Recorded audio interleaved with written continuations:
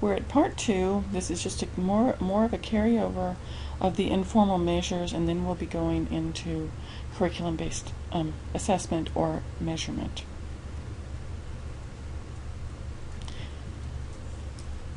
Okay.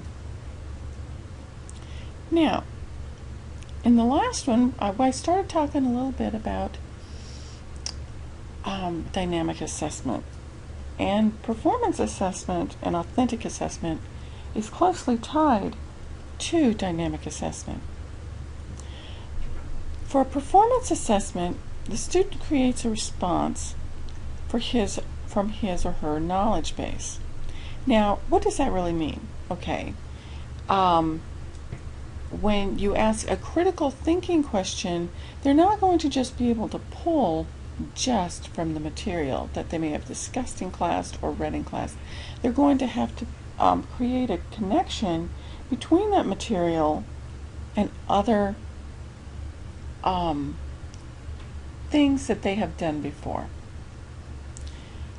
So this type of assessment is going to stress the constructivist base of the pedagogy in your classroom. So when you give a student a task, they're going to have to pull from not just the information in your class, but information in previous classes as well. And by doing this, it's going to set that information in their knowledge banks. Students, when you ask for an explanation for an answer, this is another way of demonstrating that prior learning or prior knowledge base. Now, often we don't ask students with exceptional needs questions that are not directly related to the reading that we've done, the assignment, the math problem that we've been working on. And many times we're afraid of asking them to work as hard as their non-disabled peers. But all of our students need to learn critical thinking skills, not just the ones without special needs. Our special needs students need this just as much or more than their non-disabled peers. And this kind of an assessment should always be used in conjunction with other assessments. Now, what is an authentic assessment? This is when students have to apply knowledge that generalizes the information into a real-world setting. For example, when will I ever use a graph? Well, are there times that we might use a graph in real life? I know I use graphs when I'm writing to convey information in a different format, but are there other times that we use graphs? Often we see graphs on television. We see graphs in all types of reading.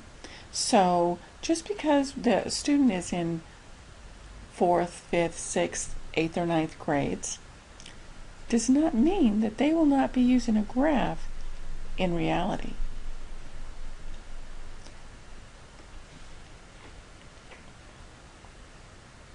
So what are some criteria for evaluating performance tests? We need to look very closely at the standard and the benchmarks that is designed to assess. So it needs to correspond, and it needs to be comprehensive. We also want to make sure that the student is accessing prior knowledge in completing the task. So how do we make sure that they're going to have to bring up that prior knowledge when they're completing a task? So you can give them a task that not only requires the information that's given, but also requires them to look in other places for part of the answer. Now, this doesn't mean spoon-feeding the information to them. They're going to have to think a little bit. Essay questions are great for this. Group projects and group problems are also excellent ways of making sure that your performance tasks are requiring students to use their prior knowledge.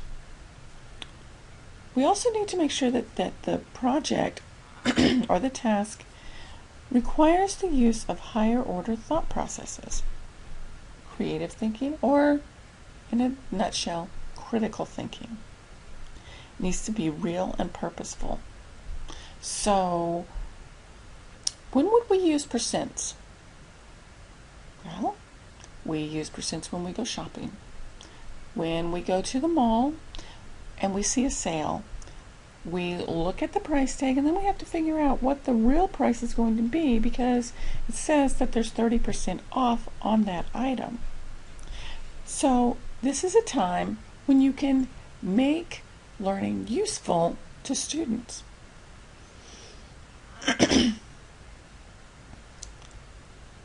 It also needs to engage students' interest. Find a project that they are interested in so that they will be more likely to work a little bit more harder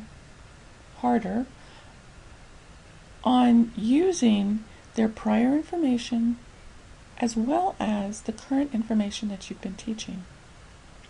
And then require students to communicate with classmates, thus the project. It's very important for students to learn how to communicate questions and answers to others. We also want to make sure that they are having to give a sustained effort. What we know about self-efficacy is that students who are unable to sustain an effort or have low perseverance tend to have low efficacy academically or in anything that they do because they give up very, very easily. So we need to help train them into perseverance. We also need to give the student options. So you can do Project A or Project B. You can look at percents from a shopping point of view, or you can use it from a more of a theoretical point of view so that you are grabbing the attention of your various learners and not just requiring them to look at the problem in one way. The task needs to be feasible within the context of schools, and it shouldn't require a lot of resources, especially if they're controversial resources.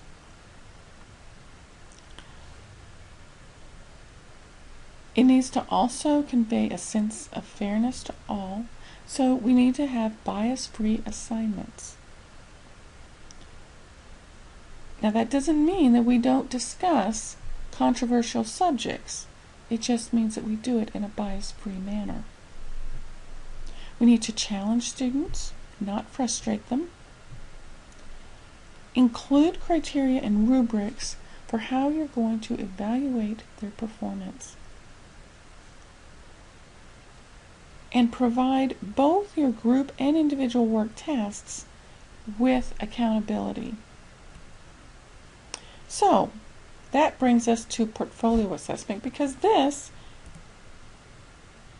is very much a task, a performance task related activity.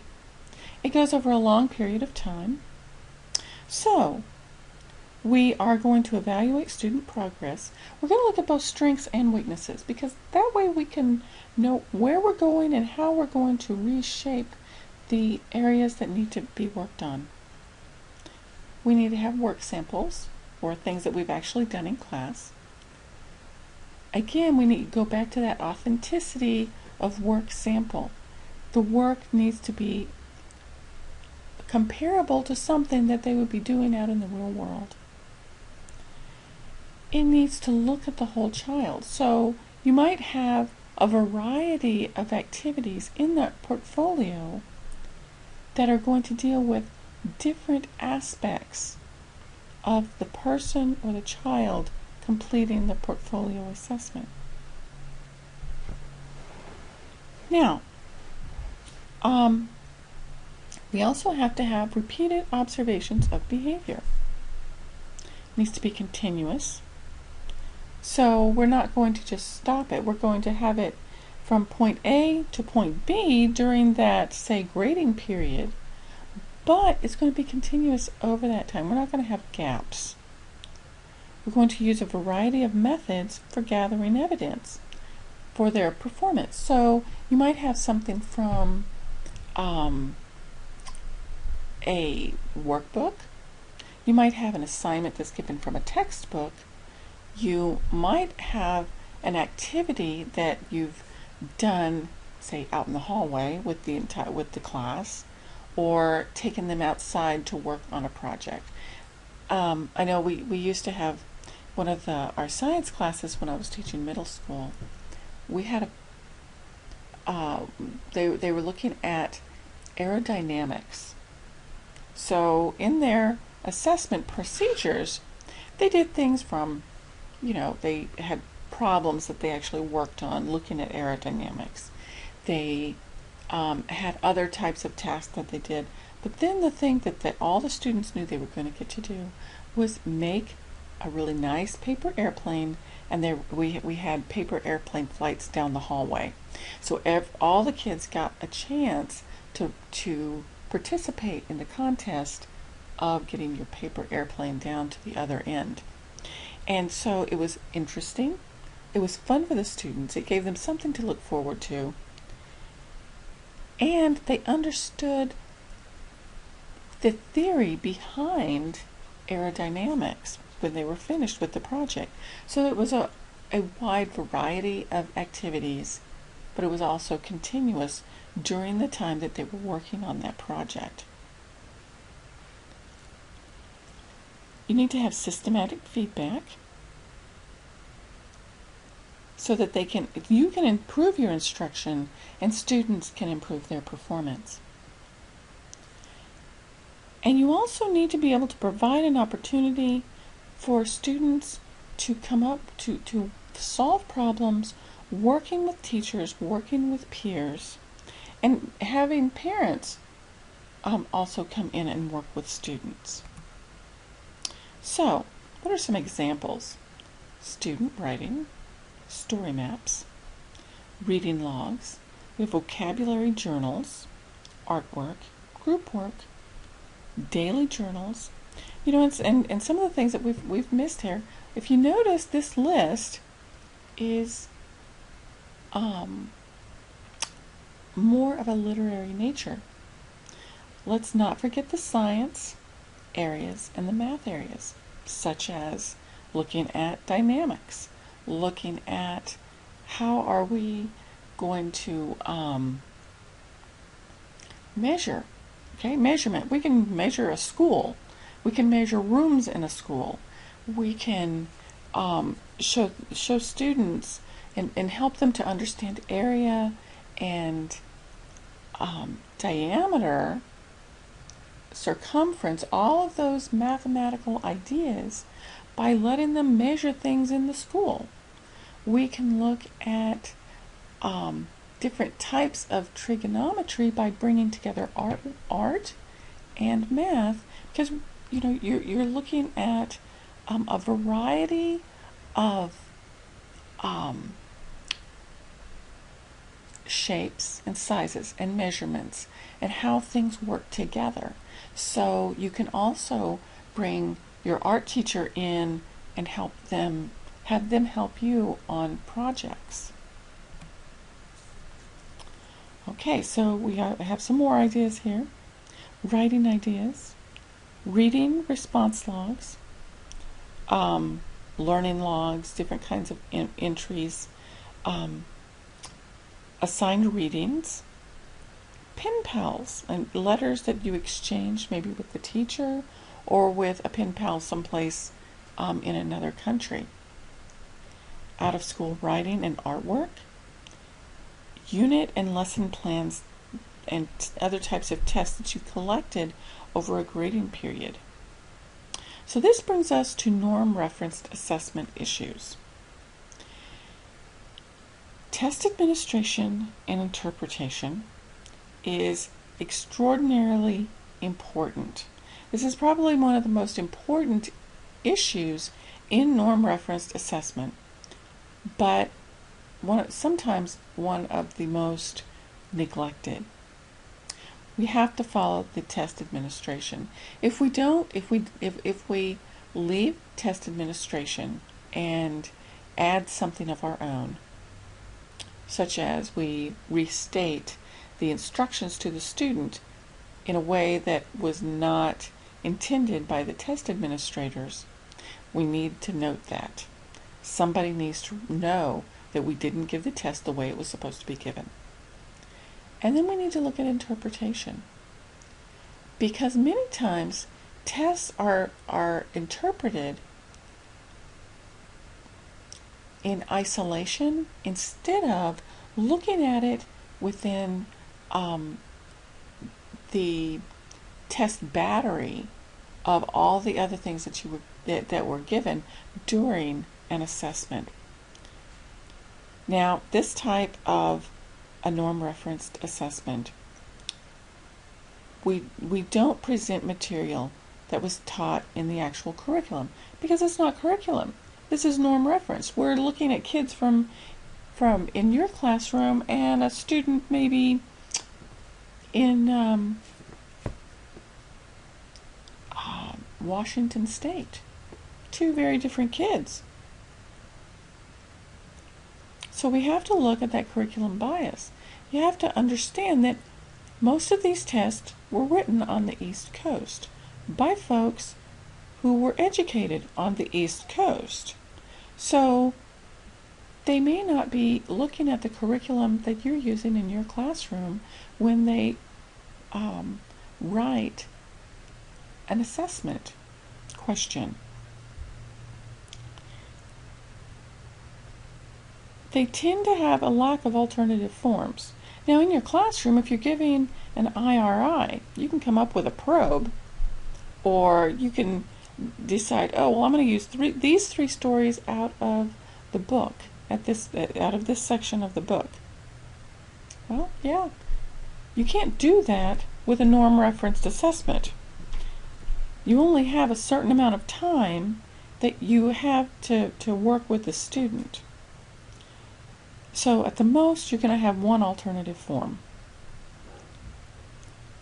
It's not sensitive to small gains in academic growth like a CBM would be.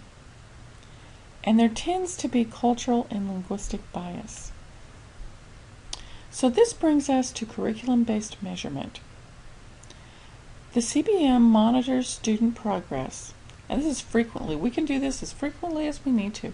You should do it at least once a week if you're using a CBM, if not twice a week. And it should be based upon an achievement goal for the year.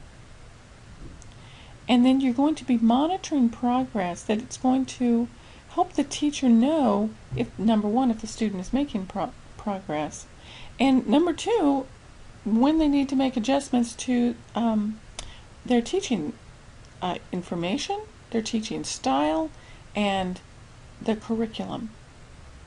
And this is considered to be formative, whereas norm-referenced tends to be summative, and summative tests are more likely to be involved in high-stakes testing, whereas a curriculum-based measurement is rarely considered as a sole measure for high-stakes testing.